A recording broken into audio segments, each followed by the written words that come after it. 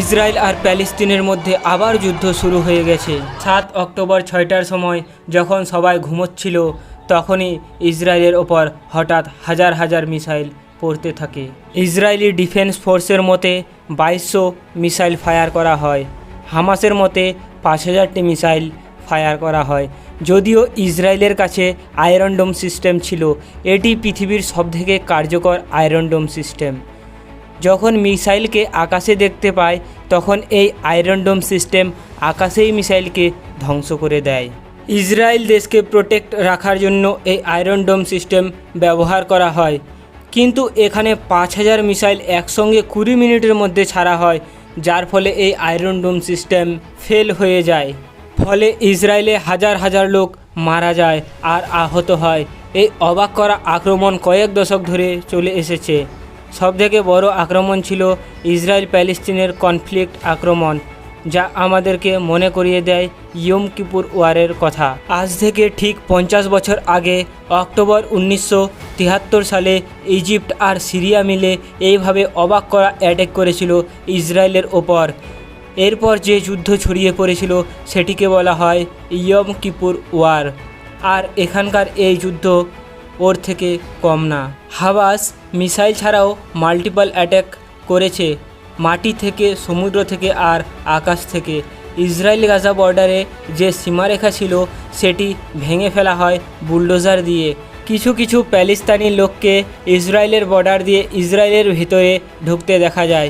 কিছু লোক মোটরসাইকেল নিয়ে, আবার কেউ কেউ হ্যান্ড গ্লাইডারে আকাশপথে ইসরায়েলে ঢুকতে দেখা যায়। সমুদ্র দিয়ে স্পিড বোটের সাহায্যে লোকেরা ইসরায়েলের ওপর আক্রমণ করে। একদিনের ভিতরে এখানে অনেক আক্রমণ হয়, যেমন ইসরায়েল গাজা বর্ডারে অবস্থিত একটি মিলিটারি পোস্টে ইসরায়েলি ট্যাঙ্ক ঘিরে ফেলা হয়। কিছু কিছু ইসরায়েলি মিলিটারি ফোর্সকে বন্দি করে আটকে রাখা হয়। বর্ডারের পাশে অবস্থিত যেগুলি শহর ও গ্রাম ছিল সেগুলিতে অস্ত্র নিয়ে যায় হামাসের লোকেরা। অনেক নিষ্পাপ লোক এখানে মারা যায় ও আহত হয়। ইসরায়েলেও যুদ্ধের একটি ঘোষণা করে। ইসরায়েলি মিলিটারি গাজাতেও এয়ার স্ট্রাইক করে, যার ফলে প্যালেস্তাইনে কয়েক হাজার লোক মারা যায়। এখানকার আগের ঘটনাটি জানার জন্য আমরা একটি মানচিত্রে নজর দিব। ইসরায়েল আর প্যালেস্টাইনের মাঝখানে অবস্থিত, যার উত্তরে রয়েছে লেবানন, উত্তর পশ্চিমে রয়েছে সিরিয়া, পূর্বে রয়েছে জর্ডান, দক্ষিণ পশ্চিমে রয়েছে ইজিপ্ট, পশ্চিমে রয়েছে মেডিটেরিয়ান সি। দুটি দেশের মধ্যে জুম করলে দেখা যাবে মাঝখানের দেশটি হচ্ছে ইসরায়েল আর প্যালেস্টিন দুদিকে বিভক্ত করা আছে। একটি হলো ওয়েস্ট ব্যাংক, জর্ডান বর্ডারের পাশে অবস্থিত, আর অপরটি হলো গাজা স্ট্রিপ, যেটা ইসরায়েলের দক্ষিণ পশ্চিম বর্ডারে অবস্থিত। ওয়েস্ট ব্যাংকে অবস্থিত প্যালেস্তানি এলাকায় ইসরায়েলের কিছু স্টেটমেন্ট আছে যেখানে ইসরায়েলের শাসন চলে, যেটিকে অবৈধ বলে ঘোষণা করেন ইউনাইটেড নেশন ও অন্যান্য দেশেরা। এই ওয়েস্ট ব্যাংকে যে রাজনৈতিক দল আছে তার নাম হলো ফাতাহা। এই ফাতাহা ওয়েস্ট ব্যাংককে নিয়ন্ত্রণ করে। অন্যদিকে গাজায় শুধুমাত্র হামাসের রাজত্ব চলে। ফাতাহা হামাসের মাঝে কিছু দ্বন্দ্ব রয়েছে। সামাজিকভাবে যদি দেখা যায় তো এটি একটি প্যালেস্তানি অর্গানাইজেশন, যেটিকে বেশিরভাগ দেশই জঙ্গি সংগঠন বলে ঘোষণা করেন। Canada, European Union, Israel, Japan, Australia, USA আর ইউনাইটেড কিংডম একটি টেররিস্ট অর্গানাইজেশন বলে ঘোষণা করেন। অন্যদিকে এটির পক্ষে রয়েছে Brazil, China, Egypt, Iran, Norway, Qatar, Russia, Syria ও তুর্কি ইত্যাদি দেশ। কিন্তু কিছু দেশ এমন আছে যেগুলি হামাসের মিলিটারি ফোর্সকে টেররিস্ট বলে আখ্যা দিয়েছেন, যেমন নিউজিল্যান্ড, প্যারাগুয়া ইত্যাদি দেশ।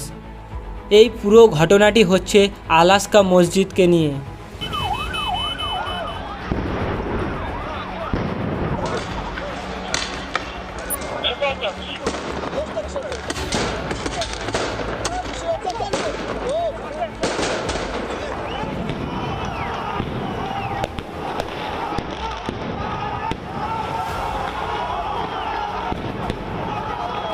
জেরুজালেমের মতে ইসরায়েল প্যালেস্তানের ওপর অনেক অত্যাচার করেছে। দ্য টাইমস অফ ইসরায়েল এটির নাম দিয়েছেন অপারেশন আয়রন সোয়ার্ড। ইসরায়েলের ডিফেন্স ফোর্স বা আইডিএফ যাকে বলা হয়, তারা নেভি, এয়ারফোর্স ও গ্রাউন্ড ফোর্স দিয়ে সব জায়গায় ঘিরে রেখেছেন। এর সঙ্গে গাজায় ড্রোন স্ট্রাইকও করা হয়। ইসরায়েলের বিদ্যুৎ মন্ত্রী একটি অর্ডার সাইন করেন যে গাজার বিদ্যুৎ সাপ্লাই বন্ধ করে দেওয়া হোক। বেশিরভাগ বিদ্যুৎ ইসরায়েল থেকে সাপ্লাই দেওয়া হতো। ইসরায়েলের প্রধানমন্ত্রী বেঞ্জামিন নেতানিয়াহু একটি নিউজ রিপোর্টে বলেন, citizen of Israel we are at war. তিনি বলেন, হামাস অনেক বড় ভুল করেছে আর ইসরায়েল এই যুদ্ধ জিতবেই। ইরান সবথেকে বড় সাপোর্টার হামাসের। ইরান মিনিস্ট্রি বলেন, হামাসের দ্বারা করা আক্রমণ এক্সপেক্ট অফ সেলফ ডিফেন্স ছিল প্যালেস্তিনিদের পক্ষে।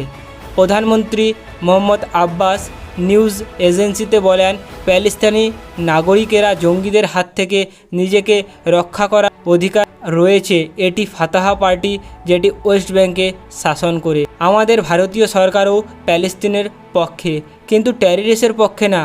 ইন্দিরা গান্ধী হোক বা নরেন্দ্র মোদী হোক, প্রধানমন্ত্রী নরেন্দ্র মোদী তো আগে থেকেই প্যালেস্তিনের পক্ষে, কিন্তু অবাক করা একটি স্টেটমেন্ট এসেছে আমাদের ভারতীয় সরকারের তরফ থেকে। যেভাবে জঙ্গি হামলা করে ইসরায়েল নিষ্পাপ মানুষগুলোকে মেরে ফেলেছে, সব কিছু ধ্বংস করেছে, এর ফলে ভারতীয় সরকার নরেন্দ্র মোদী ইসরায়েলের পক্ষে সাপোর্ট করেছে। কিন্তু হামাস এখানে আজকে যা করেছে তা শুধুমাত্র টেররিজম আর টেররিজম। আরও অনেক ভিডিও আমাদের সামনে এসেছে যা ভিডিওতে দেখা সম্ভব না। হামাসের জঙ্গিরা মহিলাদের সঙ্গে এবং সাধারণ মানুষের সঙ্গে যা করেছে তা লজ্জাজনক।